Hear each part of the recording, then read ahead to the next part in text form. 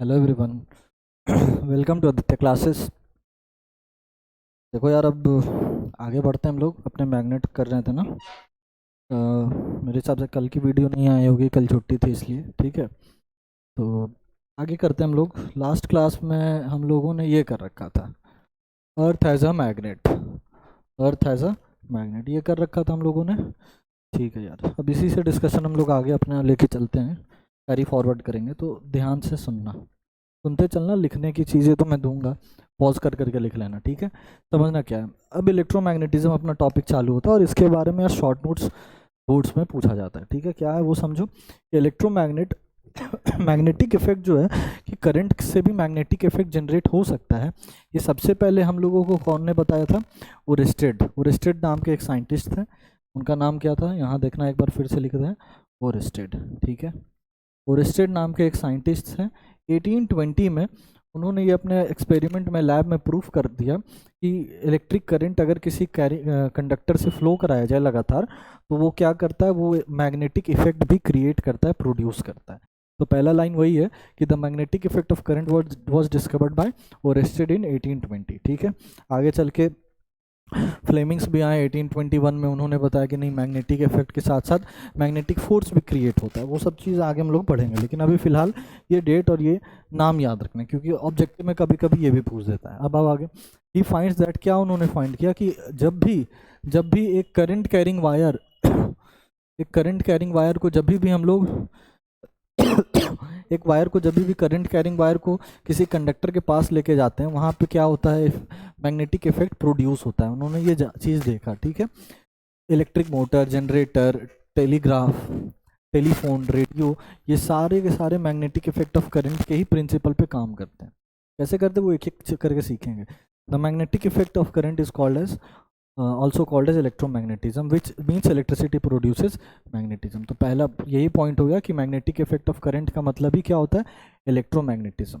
नाम में है देखो, इलेक्ट्रोमैग्नेटिज्म। इलेक्ट्रो यानी इलेक्ट्रिसिटी और मैग्नेटिज्म यानी मैग्नेटिक इफेक्ट। तो इलेक्ट्रिसिटी के कारण यानी इलेक्ट्रिक करंट के कारण जब मैग्नेटिज्म किसी कंडक्टर में जनरेट होता है, प्रोड्यूस होता है, तो उसी को क्या कहते हैं, इलेक्ट्रोमैग्नेट कहते हैं यार। चलो आगे आओ।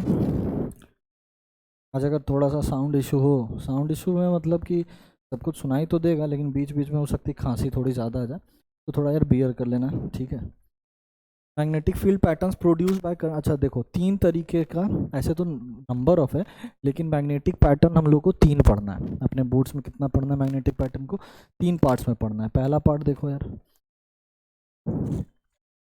पहला पार्ट है स्ट्रेट वायर कैरिंग करंट। जब एक स्ट्रेट वायर में करंट कैरी हो तब क्या होता है, मैग्नेटिक इफेक्ट क्या क्या सब प्रोड्यूस होता है। दूसरा पॉइंट, जब सर्कुलर लूप में कोई करंट फ्लो करे। और तीसरा पॉइंट, जब सोलेनॉइड में कोई करंट फ्लो करे।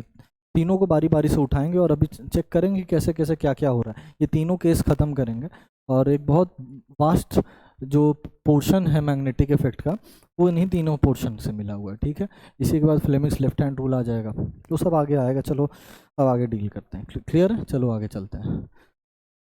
तो इन तीनों को पढ़ने के पहले, बिफोर रीडिंग दिस, क्या हो गया, हैंग कर रहा है क्या?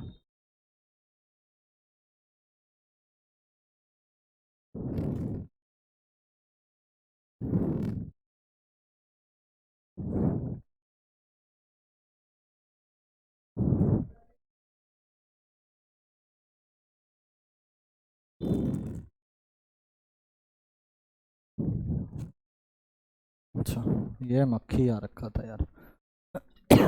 हाँ, ये स्मार्ट बोर्ड जितने अच्छा होता है उतना ही बुरा भी होता है। एक भी मक्खी आ जाए ना, एक भी छोटा सा मच्छर बैठ जाए, तो पूरा स्मार्ट बोर्ड काम करना बंद कर देता है, पता ही नहीं चलेगा तुमको। चलो आओ, तो उसको देखो, ये देखो परेशान कर रही है। देखो, उसको समझने के पहले क्या हम लोग करने जा रहे हैं ना, समझना बात।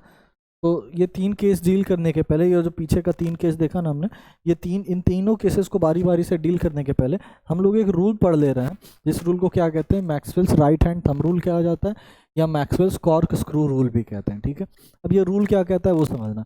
ये जो दिखाया गया ना, ये पिक्चर डाल रखा है हमने, कॉर्क स्क्रू इसी को कहते हैं। ठीक है, आप सभी ने देखा भी होगा, और नहीं देखा होगा तो यहाँ से देख लो कि ऐसा होता है। क्या होता है, अगर किसी चीज़ को पेंट्रेट करना है दीवार में मान लो, तो कॉर्क को उसमें डालें ऐसा, और ऐसा करके घुमाएंगे, यूं यूं घुमाएंगे ना, तो इसका काम क्या होता है, ऐसा पकड़ो और इसके ऊपर वाले हैंडल को क्या करते हैं, रोटेट करते हैं। सिंपल एज दैट, ठीक है। तो मैक्सवेल जो था ना, इसी इसी चीज़ को सोच लो, साइंटिस्ट लोग का दिमाग कहाँ कहाँ चलता है। मैक्सवेल इसी चीज़ को क्या ले आया, मैग्नेटिक इफेक्ट के लिए एक बड़ा वरदान इसको साबित कर दिया कि भाई इससे हम लोग ये बता देंगे, with the help of this instrument, छोड़ो जान दो, with the help of this instrument हम लोग ये बता देंगे कि मैग्नेट किसी का मैग्नेटिक फील्ड कौन से डायरेक्शन में प्रोड्यूस हो रहा है, ठीक है। तो पहला Maxwell's right hand thumb rule, सबसे पहले ये देता क्या है, तो इसका मेन ऑब्जेक्टिव क्या है, इसका ऑब्जेक्टिव क्या है, अगर ऑब्जेक्टिव की बात करें, क्या है objective, to find the direction of magnetic field, to find the direction of magnetic field, ठीक है। मैग्नेटिक फील्ड के डायरेक्शन को फाइंड करने में मदद करता है। अच्छा, आज से हम लोग एक चीज़ सीख जाएंगे कि मैग्नेटिक फील्ड को किससे रिप्रेजेंट करते हैं, बी से। जहाँ भी मैग्नेटिक फील्ड लिखना होगा हम लोग किससे लिखेंगे, उसको बी से लिखेंगे, ठीक है।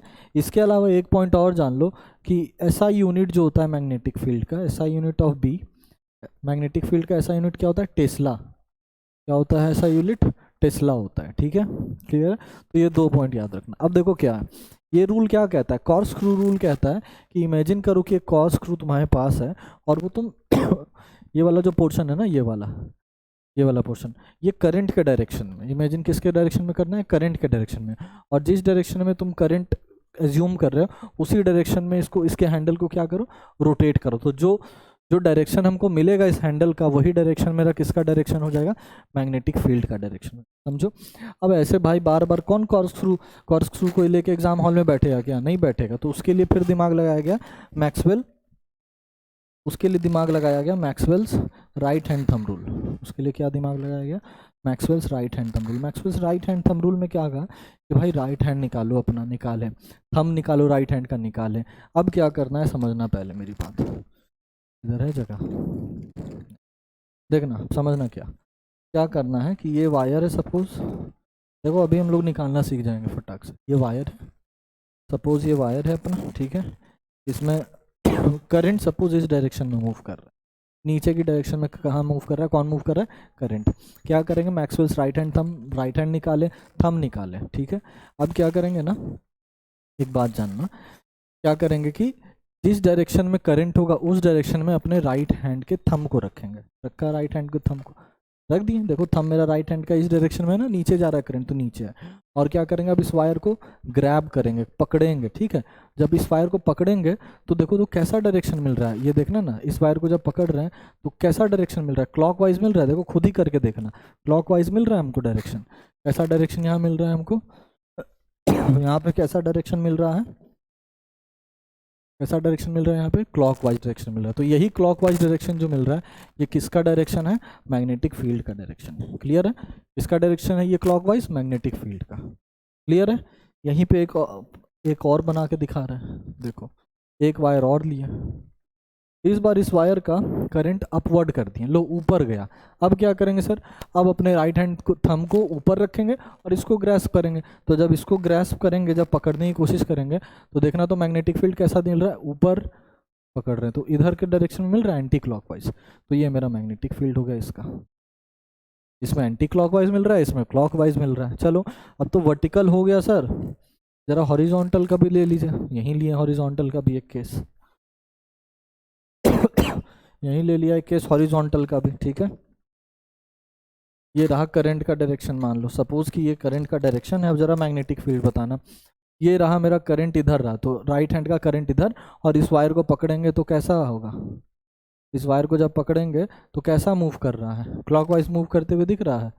क्लॉकवाइज करके खुद देखना तब समझ में आएगा, मेरे दिखाने से कुछ नहीं होगा, करके खुद देखना। क्लॉकवाइज दिख रहा है, देखो क्लॉकवाइज दिख रहा है कि नहीं दिख रहा है, क्लॉकवाइज दिख रहा है, ठीक है भाई क्लॉकवाइज दिख रहा है। एक और बच गया, वो भी कर लो, यहीं पे एडजस्ट कर दे, क्या इधर ही एडजस्ट कर देते हैं, आओ ना साइड में कर दो थोड़ा इसको। चलो एक और देख लो, एक केस और बच गया। इस बार करंट को क्या कर दिए, इधर ले आए, करंट को अब इस तरफ फ्लो करा दिए, ठीक है। अब करंट इस तरफ फ्लो हो गया, तो जरा बताना मैग्नेटिक फील्ड का डायरेक्शन क्या होगा, बताना। अब करंट इधर गया, राइट हैंड के थंब रूल को इधर इसको ग्रैस्प किए, तो ये कैसा दिख रहा है, देखो अंदर की तरफ जा रहा है। ये जब इसको इसको पकड़ रहे हैं तो ये कौन से डायरेक्शन में मिल रहा है हमको, बताना। ये वायर, मान लो सपोज ये वायर है, ठीक है, ये सपोज दैट कि वायर है मेरा, ये वायर में करंट इधर जा रहा है, तो इधर अंगूठा किए और इसको पकड़े, तो ये कौन सा हमको डायरेक्शन मिला, बोलो। अभी इधर वायर था, ठीक है, तो मेरा हाथ इधर गया, देखो मेरा ये राइट हैंड थंब इधर गया, और इसको जब पकड़े तो ये हमको कौन सा डायरेक्शन मिल रहा है, ये मिल रहा है क्लॉकवाइज, ठीक है। और वायर अब इधर जा रहा है, तो ये कौन सा डायरेक्शन मिल रहा है, एंटी क्लॉकवाइज, दिख रहा है कौन सा डायरेक्शन मिल रहा है, एंटी क्लॉकवाइज, ठीक है। ये ऐसा डायरेक्शन में मिल रहा है ना, अंदर जाते हुए, ये एंटी क्लॉकवाइज, ये हो गया मेरा मैग्नेटिक फील्ड का डायरेक्शन, ठीक। तो डायरेक्शन ऐसे निकाला जाता है मैग्नेटिक, क्लियर है। ये पूरा उसका थ्योरी लिखा हुआ है, दिख रहा है थ्योरी, वही राइट हैंड थंब रूल को डिस्क्राइब करके रखा है, लिख लेना, लिखना होगा पॉज करके लिख लेना। आगे बढ़ते हैं हम लोग, ठीक है, इतना ही है। चलो आगे बढ़ते हैं, आगे बढ़े और आ गए अब इसमें, तो समझ गए मैग्नेटिक फील्ड का डायरेक्शन कैसे निकालते हैं, वो ज़्यादा ज़रूरी, वही इंपॉर्टेंट है अपने लिए। आओ पहला केस उठाते हैं, स्ट्रेट वायर में जब करंट कैरी कर रहा हो तब उसका मैग्नेटिक फील्ड का पैटर्न क्या होगा, वो समझते हैं। आसान है यार, देखो छोड़ो, एक ही स्ट्रेट वायर लो,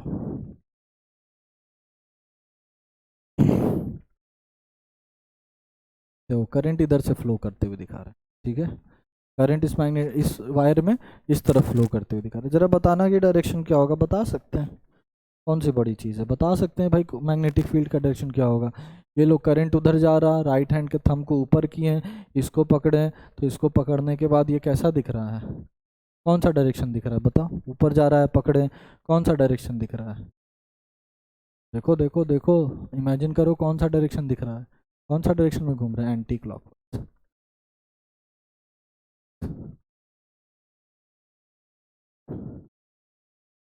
क्या एंटी क्लॉकवाइज डायरेक्शन है मेरा, बी है, यानी मैग्नेटिक फील्ड है, ठीक है, ठीक है। ये पॉइंट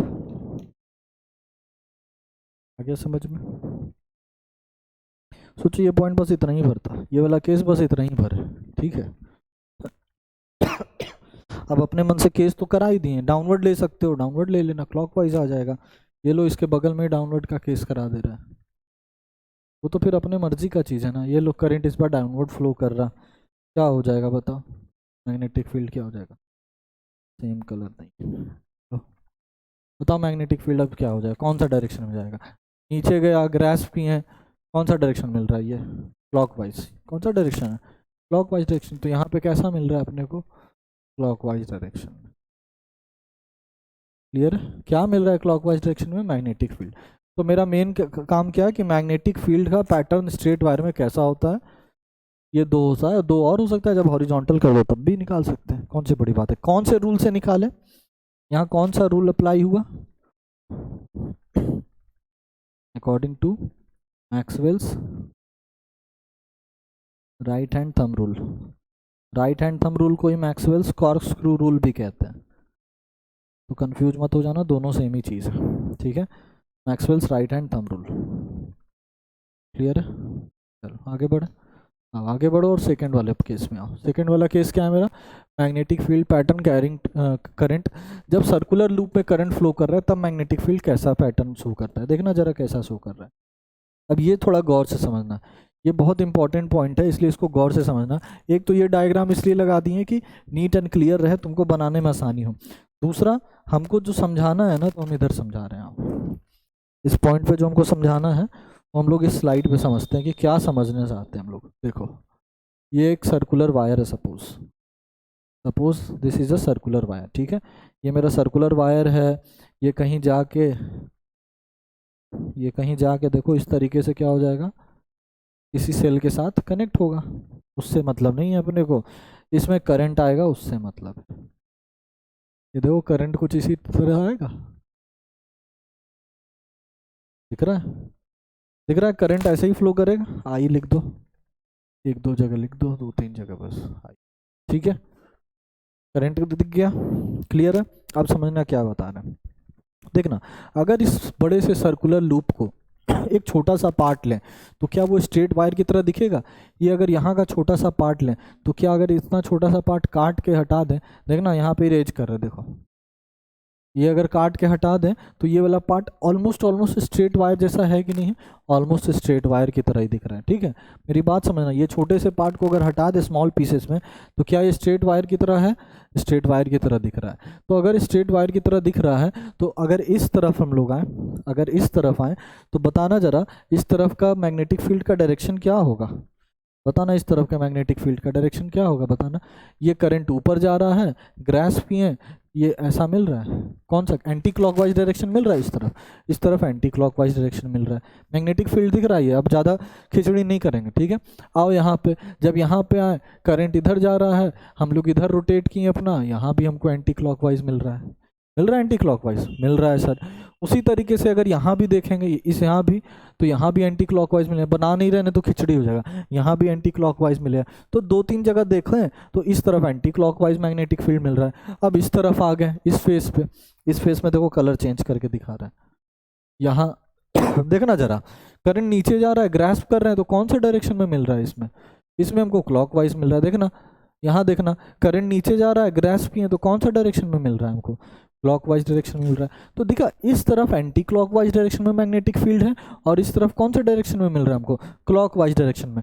यहाँ सारे इस तरफ के सारे फेस पे क्लॉकवाइज मिलेगा और इस तरफ के सारे फेस पे एंटी क्लॉकवाइज मिलेगा। अगर हम लोग इसको सेपरेट कर दें एक लाइन से, देखो एक लाइन से सेपरेट कर दे बीच से, ये बीच है ऑलमोस्ट मिडिल पार्ट है, ठीक है। तो मिडिल पार्ट के इस तरफ सारा क्लॉकवाइज डायरेक्शन में मिल रहा है हमको मैग्नेटिक फील्ड, और मिडिल पार्ट के लेफ्ट साइड में क्या सब में मिल रहा है, एंटी क्लॉकवाइज डायरेक्शन में मैग्नेटिक फील्ड मिल रहा है, ठीक है। समझ में आ रहा है यहाँ तक, समझना, यहाँ से बहुत इंपॉर्टेंट कंक्लूजन पे हम लोग पहुँचने वाले हैं, देखना। अच्छा एक चीज़ और, ये वाला जो बीच का पोर्शन है ना, इसको कहते हैं फेस ऑफ द लूप, इसको क्या कहा जाता है, फेस ऑफ द लूप। देखना जरा, इसको क्या कहते हैं, फेस ऑफ द लूप, ठीक है, फेस ऑफ द लूप कहते हैं। अच्छा एक चीज बताना, इसको फेस ऑफ द लूप कहते हैं बीच वाले पार्ट को, जरा एक चीज बताना। अब देखना यहाँ पे, मजा देखना यहाँ पे, अगर इस पोर्शन पे हम लोग देखें, यहाँ पे देखना लाइन देख रहे हैं, यहाँ पे अगर देखें तो ये मैग्नेटिक फील्ड कौन सी जगह पे अंदर जाते हुए दिख रहा है, मैग्नेटिक फील्ड इस पॉइंट पे अंदर जाते हुए दिख रहा है, यहाँ की मैग्नेटिक फील्ड अंदर जा रहा है और इधर से इधर क्या कर रहा है, इधर समा रहा है, यानी कि यहाँ से क्या हो रहा है, बाहर निकल रहा है, इमर्ज हो रहा है। यहाँ देखना, दिखा रहे हैं जरा पतले पेन से, इधर से दिख रहा है कि बाहर निकल रहा है यहाँ से, और इस पोल पे क्या हो रहा है, अंदर जा रहा है। इस तरफ इस साइड देखना, छोड़ दो राइट साइड को, लेफ्ट साइड देखना, लेफ्ट साइड में दिख रहा है कि मैग्नेटिक फील्ड बाहर निकल रहा है, और राइट साइड में क्या दिख रहा है, मैग्नेटिक फील्ड अंदर जा रहा है। तो कौन से पोल पे मैग्नेटिक फील्ड स्टार्ट होता है, नॉर्थ पोल पे, और यहाँ कौन से पोल पे दिख रहा है स्टार्ट होता हुआ मैग्नेटिक फील्ड, बताना। देखो कौन से पोल पे स्टार्ट होता है, यहाँ से दिख रहा है ना, बाहर निकल रहा है और मैग्नेटिक फील्ड बाहर नॉर्थ पोल पे निकलता है, नॉर्थ पोल, मैग्नेटिक फील्ड बाहर नॉर्थ पोल पे निकलता है, तो नॉर्थ पोल।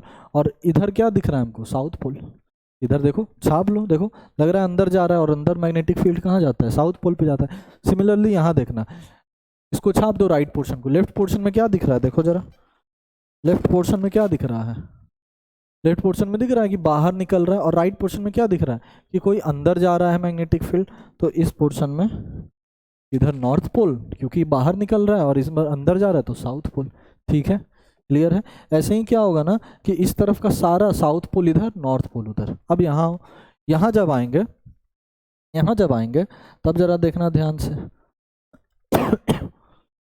कौन सा कलर ले लें, चलो देखना। अब जरा हम इधर का देख रहे हैं तो इधर क्या दिख रहा है तुमको कि अंदर, इधर क्या जा रहा है कि अंदर जा रहा है वायर के, और इस तरफ क्या जा रहा है, बाहर आ रहा है वायर से। देखो बाहर लग रहा है जैसे कोई बाहर निकल रहा है, तो बाहर निकलता है तो क्या नॉर्थ पोल, और अंदर जो जाता है तो क्या साउथ पोल, ठीक है। इस मैग्नेटिक फील्ड में आओ, जब इस मैग्नेटिक फील्ड में आए तो इसको छापे, तो लग रहा है कि कुछ अंदर, देखो अंदर घुस रहा है, तो अंदर घुस रहा है तो साउथ पोल, और इधर क्या दिख रहा है कि बाहर निकल रहा है यहाँ से, तो नॉर्थ पोल, क्लियर है। क्लियर है? तो देखो हर पॉइंट पे चाहे जो भी पार्ट पे चले जाएंगे, लेफ्ट पार्ट पे आ जाए कॉइल के या राइट पार्ट पे आ जाए, कौन सा ऐसा कॉमन पोल है जो कि सब में अंदर में प्रेजेंट है? वो है साउथ पोल। साउथ पोल देखो, सब जगह अंदर में कौन प्रेजेंट है? South pole. तो ऐसे ऐसे केस में, ऐसे केस में ये जो फेस होता है ना, इसको कह देते हैं साउथ फेस। ऐसे केस में इस फेस को क्या कहते हैं? South face. इस फेस को क्या कह देते हैं? South face. ठीक है, तो ऐसे केस में इस फेस को कहा जाता है साउथ फेस। क्लियर है साउथ फेस क्या? अच्छा, अब इतना मेहनत कर दी है तो बताना जरा, अगर करंट का फ्लो उल्टा कर दें, करंट का फ्लो उल्टा कर दें, यानी अब करंट इधर से इस तरफ बहने लगे, तो ये फेस किस में चेंज हो जाएगा? नॉर्थ पोल में चेंज हो जाएगा, नॉर्थ फेस। तो इसलिए इसको कहते हैं south face, south face loop. South face loop में करंट किधर मूव कर रहा है, कौन से डायरेक्शन में? क्लॉकवाइज में। तो साउथ फेस में करंट क्लॉकवाइज में मूव करता है, दिख ही रहा है, वो तो प्रूफ हो गया सर। हाँ प्रूफ हो गया। अच्छा अगर नॉर्थ फेस हमको चाहिए, नॉर्थ फेस सर्कुलर लूप चाहिए, सर्कुलर लूप अगर नॉर्थ फेस का चाहिए, तो करंट कौन से डायरेक्शन में अब फ्लो करा दूं? अब करंट एंटी क्लॉकवाइज डायरेक्शन में फ्लो करा दो। अब करंट किस में फ्लो करा दो? एंटी क्लॉकवाइज डायरेक्शन में फ्लो करा दो। क्लियर है? क्लियर है? तो अगर करंट क्लॉकवाइज डायरेक्शन में फ्लो कर रहा है तो पोल कौन सा, फेस कौन सा मिलेगा? South face. और करंट एंटी क्लॉकवाइज में फ्लो कर रहा है तो फेस कैसा मिलेगा लूप का? North face. क्लियर है? तो south face, north face, north face. Clear है? और यही मेरा क्लॉक फेस रूल भी कहता है। यही क्या होता है मेरा? Clock face rule. बहुत कंफ्यूजन होता है यार क्लॉक फेस रूल में। तो सर्कुलर लूप के मदद से हम लोग क्लॉक फेस रूल को क्या कर लिए? सिमटा लिए, खत्म कर दिए एक ही बार में। अब ये सुंदर सा डायग्राम बना के दे दिए हैं। ठीक है, ठीक है। एक चीज़ और, हाँ पहले इसको तो कर लो, पहले इसको तो कर लो, इसी में मर्ज कर लेना। देखो पिक्चर जब बनाना ना, तो ये ऐसा चलते चला जाएगा, ठीक है, और बीच से एक और जाएगा, बीच से एक और जाएगा। कई बार तो ये डायग्राम इतना अच्छा काट के दे देगा और बोल देगा बताओ कौन से लूप का ये मैग्नेटिक फील्ड का पैटर्न है। कौन सा पैटर्न है? देखो कौन सा पैटर्न है? Circular loop. ठीक है, दिख रहा है? दिख रहा है तो चलो एक पॉइंट इस पे बता देना तो फिर, strength of magnetic field B depends on, किस किस फैक्टर पे ये डिपेंड करेगा? किस फैक्टर पे डिपेंड करेगा ये बताओ? इसका स्ट्रेंथ मैग्नेटिक फील्ड का, पहला इलेक्ट्रिक करंट। इलेक्ट्रिक करंट जैसे जैसे बढ़ाएंगे मैग्नेटिक फील्ड का स्ट्रेंथ वैसे वैसे बढ़ेगा। दूसरा पोर्शन, दूसरा क्या? सर्कुलर लूप का रेडियस जितना ज़्यादा कर देंगे मैग्नेटिक फील्ड उतना कमज़ोर पड़ते जाएगा। ठीक है, तो radius of circular loop, circular loop का रेडियस जितना बड़ा कर देंगे मैग्नेटिक फील्ड का स्ट्रेंथ उतना कम होते चला जाएगा। ठीक है, लिख लो जल्दी से। ठीक है, तो ज़्यादा से ज़्यादा यहाँ कर लो डायरेक्टली प्रोपोर्शनल, ये लिख लो डायरेक्टली डिपेंडेंट करता है, और ये इन्वर्सली प्रोपोर्शनल। बढ़ा देंगे अगर रेडियस तो स्ट्रेंथ घट जाएगा, स्ट्रेंथ बढ़ाना है तो रेडियस हमको क्या करना पड़ेगा? कम रखना पड़ेगा। क्लियर है? इतना काफ़ी है मेरे हिसाब से सर्कुलर लूप के केस के लिए। ठीक है, समझ गए? बाकी तो बाकी ये डायग्राम जरूर बना लेना। हाँ चलो, इसी को कहते हैं क्लॉक फेस रूल। देखो यहीं से कनेक्ट हो गया आके clock face rule. Clock face rule क्या हो गया? अब ये पूरा ताम झाम लिखा हुआ है भाई कि ये वो रूल है जिसमें करंट अगर सर्कुलर वायर में क्लॉकवाइज डायरेक्शन में फ्लो करे, कौन से डायरेक्शन में फ्लो करे? क्लॉकवाइज डायरेक्शन में फ्लो करे, तो फेस क्या होता है? South pole. देखो पीछे जो एग्जांपल लिए, कौन सा डायरेक्शन है? क्लॉकवाइज डायरेक्शन है करंट, फेस कौन सा मिला? साउथ फेस मिला, तो साउथ फेस कहते हैं, साउथ पोल हो जाता है। और अगर वो एंटी क्लॉकवाइज में मूव करेगा तो कौन सा फेस होगा? नॉर्थ पोल हो जाएगा या नॉर्थ फेस हो जाएगा। क्लियर है? नॉर्थ पोल नहीं यार, फेस कर लो यार, ये पोल नहीं होगा, टाइपिंग मिस्टेक है, ये फेस होगा।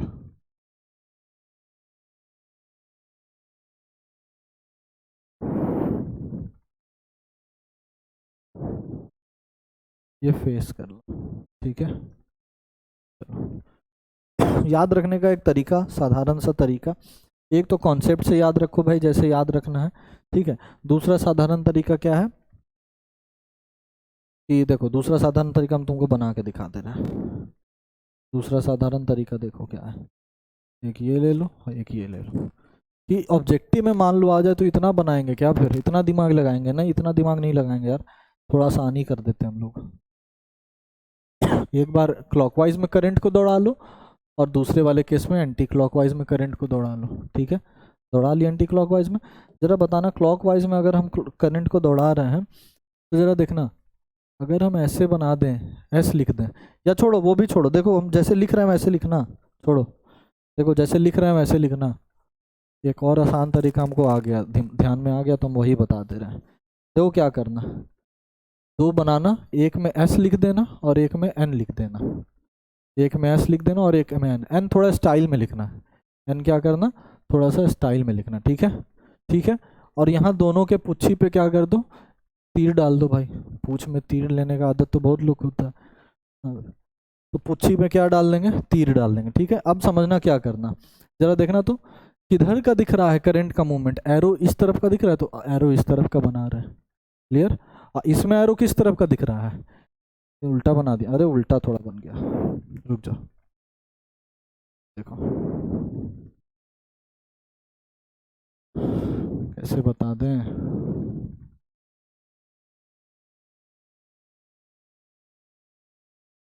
ये ठीक है। इसमें एरो किस डायरेक्शन में दिख रहा है, देखना, इस एन में एरो किस डायरेक्शन में दिख रहा है, ऐसे डायरेक्शन में दिख रहा है, तो ऐसे डायरेक्शन में, तो देखना अगर साउथ फेस है तो करंट कौन सा रोटेशन है, करंट का डायरेक्शन क्या है, करंट का डायरेक्शन इसमें है क्लॉकवाइज, क्लॉकवाइज। और अगर नॉर्थ फेस है तब करंट का डायरेक्शन क्या है, एंटी क्लॉकवाइज, ठीक है। तो क्या सिर्फ साउथ फेस अगर याद रखेंगे तो नहीं मेरे लिए आसान हो जाएगा, एक सर्कल में साउथ फेस बना है एस, ये आसान भी है बनाना, एरो बना दिए, दिख गया करंट क्लॉकवाइज, तो साउथ फेस, तो एंटी होगा तो नॉर्थ फेस, क्वेश्चन पढ़ेंगे बना देंगे, ठीक है। क्लियर है, क्लियर है, तो आगे चलो, और एक टॉपिक और बच रहा है, इसको खत्म करते हैं और तब छुट्टी अपनी, ठीक है। अब देखो, अब सोलिनॉइड क्या होता है, तो जब वो सर्कुलर लूप को नंबर ऑफ टर्न्स बढ़ा देंगे, नंबर ऑफ क्या करेंगे, टर्न्स बढ़ा दे, एक सर्कुलर लूप, 2 3 4 5 6 7 8, स्प्रिंग देखो, स्प्रिंग, स्प्रिंग सोलिनॉइड की तरह ही होता है, ठीक है। नज़दीक नज़दीक हो जब नंबर ऑफ लूप्स, और ज़्यादा हो, सेवरल नंबर ऑफ हो, तो उसको क्या कहते हैं, उसी को सोलेनॉइड कह देते हैं। अब सोलेनॉइड में मैग्नेटिक फील्ड कैसा होने वाला है, मैग्नेटिक फील्ड का पैटर्न कैसा रहने वाला है, वो समझने की कोशिश करते हैं। देखो ये सोलेनॉइड है, ये क्या है मेरा, ये सोलेनॉइड कहाँ है, हाँ ये तो दिख रहा है, ये दिख रहा है, ये सोलेनॉइड है, अभी मिटा देंगे, अच्छे से ड्रॉ कर लेना, ये सोलेनॉइड है, ठीक है। ये सोलेनॉइड होता है, करंट फ्लो कर रहा है जहाँ से। अच्छा एक चीज़ और, सोलेनॉइड के अंदर, ये चीज़ पहले बता भी चुके हैं, सोलेनॉइड के अंदर जो मैग्नेटिक फील्ड होता है ना, वो साउथ पोल से स्टार्ट होकर नॉर्थ पोल में समाता है। ऐसे नॉर्मली नॉर्थ से साउथ निकलता है, लेकिन inside the magnet field, inside the solenoid, solenoid के अंदर मैग्नेटिक फील्ड कहाँ से इमर्ज होता है, साउथ पोल से इमर्ज होता, साउथ पोल से स्टार्ट होता है और नॉर्थ पोल में जाके एंड कर जाता है। तो थोड़ा सा दोनों में क्या रखना यार, ध्यान रखना कि कहाँ क्या कह रहे हैं, ठीक है। तो इनसाइड में क्या होता है, सोलेनॉइड के अंदर में नॉर्थ, साउथ से चालू होके नॉर्थ में जाएगा, लेकिन बाहर तो नॉर्थ से चालू होकर साउथ में आएगा, to complete a circular loop, circular loop को कंप्लीट करने के लिए। अच्छा एक चीज और, कि साउथ पोल हमेशा डिसाइड कैसे करेंगे सर, साउथ पोल कौन सा होगा, तो जिस पोल पे, जिस पार्ट पे करंट जाके आ जाए, जिस पार्ट पे क्या आ जाए, करंट आए, करंट जहां से फ्लो करे, इस पार्ट से एंटर कर रहा है ना करंट, और इस पार्ट से बाहर आ रहा है करंट, दिख रहा है, ये एरो दिख रहा है तुमको, तो करंट जिस पार्ट से एंटर कर रहा है वो पार्ट हो जाएगा मेरा साउथ पोल, और जिधर से बाहर आ रहा है वो हो जाएगा मेरा नॉर्थ पोल। तो ऐसे डिसाइड करते हैं साउथ या नॉर्थ, अगर करंट इधर से एंटर करा देंगे ना तो ये साउथ बन जाएगा, ये नॉर्थ बन जाएगा, ठीक है। तो देखो, तो अब इसको हम क्लीन कर रहे हैं, क्लीन यानी इरेज कर दे रहे हैं, ठीक है। अब इसको इरेज कर रहे हैं और साफ साफ देखने के लिए दिखा रहे हैं कि क्या मैग्नेट के अंदर, यानी सोलेनॉइड के अंदर, क्या सारा मैग्नेटिक फील्ड स्ट्रेट लाइन और पैरेलल है एक दूसरे के, हाँ। तो इनसाइड द मैग्नेट सारा स्ट्रेट लाइन क्या होता है, पैरेलल होता है, और इक्वल डिस्टेंस पे होता है, गैप भी इक्वल होता है, सेम स्ट्रेंथ का होता है, यूनिफॉर्म स्ट्रेंथ इसलिए कहते हैं, ठीक है। यही सारा पॉइंट था समझने के लिए, बस समझने के पॉइंट ऑफ व्यू से इधर लिख दो कि ये वाला हिस्सा मेरा साउथ पोल का हिस्सा है और ये वाला हिस्सा मेरा नॉर्थ पोल का हिस्सा है। ठीक है, क्लियर है? और ये सारा पॉइंट है। देखो सोलेनॉइड क्या होता है, नंबर ऑफ क्लोज लूप्स होता है इंसुलेटेड कॉपर वायर का। Magnetic field produce by current carrying solenoid is similar to the magnetic field of bar magnet. जिस तरीके से बार मैग्नेट का मैग्नेटिक फील्ड का पैटर्न होता है वैसे ही सोलेनॉइड का भी होता है। मैग्नेटिक फील्ड लाइंस पैरेलल होता है एक दूसरे के और स्ट्रेट होता है इनसाइड द सोलेनॉइड, सोलेनॉइड के अंदर, starting from south and merging in, starting from south pole and merging in north poles. फिर से टाइपिंग मिस्टेक, 50 रुपये कटेंगे इस टाइप पर के। नॉर्थ पोल तो साउथ पोल से चालू होकर नॉर्थ पोल में जाके मर्ज करता है to complete the circular loop, circular loop को कंप्लीट करने के लिए। क्लियर है पॉइंट? आगे चलें और ये वाला देख लो कि if the straight line, if the strength of magnetic field lines are same, अगर मैग्नेटिक फील्ड लाइन का स्ट्रेंथ सेम होगा तो मैग्नेटिक फील्ड वो कैसा कहलाएगा, यूनिफॉर्म मैग्नेटिक फील्ड कहलाएगा। बात बता ही चुके हैं।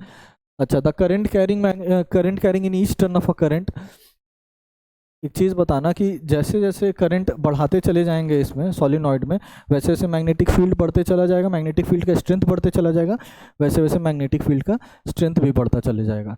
और जितना सॉफ्ट आयरन कोर, जैसे सॉफ्ट आयरन कोर अगर यूज़ करते हैं ना तो उतना स्ट्रॉन्ग हम लोग मैग्नेट्स जो बना सकते हैं। तो वही कह रहा है, the current carrying in each turn of a current carrying solenoid flows in the same direction due to which the magnetic field produced by each turn of the solenoid adds up and giving a strong magnetic field inside the coil। देखो क्या होता है कि ये coil है, ये हर coil में जो मैग्नेटिक जो करंट होता है वो फ्लो करता है और फ्लो करते करते क्या होते चला जाता है, ऐड होते चला जाता है, ऐड होते चला जाता है। और इस कारण से हमको मैग्नेट के अंदर जो है, मैग्नेट के अंदर वाले हिस्से में स्ट्रेंथ क्या मिलता है, मैग्नेटिक फील्ड का बहुत ज़्यादा मिलता है, भरपूर मिलता है।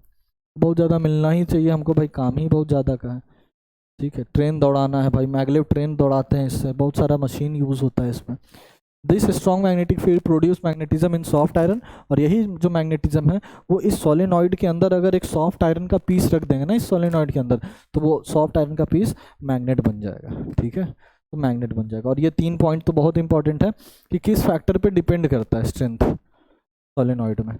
तो नंबर ऑफ टर्न्स, जितना नंबर ऑफ टर्न्स बढ़ा देंगे, कैसे डिपेंड करता है, लिख दो इसमें, डायरेक्टली डिपेंड करता है। जैसे जैसे नंबर ऑफ टर्न्स बढ़ा देंगे मैग्नेटिक फील्ड का स्ट्रेंथ बढ़ते चला जाएगा। Strength of current directly depend करता है, जैसे जैसे स्ट्रेंथ ऑफ करंट बढ़ाएंगे वैसे वैसे बढ़ते चला जाएगा। और कोर मटेरियल जितना सॉफ्ट होगा, सॉफ्ट आयरन जैसे एग्जांपल में, कोर मटेरियल पे भी डिपेंड करेगा कि कौन सा कोर मटेरियल यूज़ कर रहे हैं। ठीक है, तो ये सारा कुछ था अपना आज के क्लास के लिए। तब तक के लिए अच्छे से रिवीजन करते रहो। Thank you very much. जय हिंद।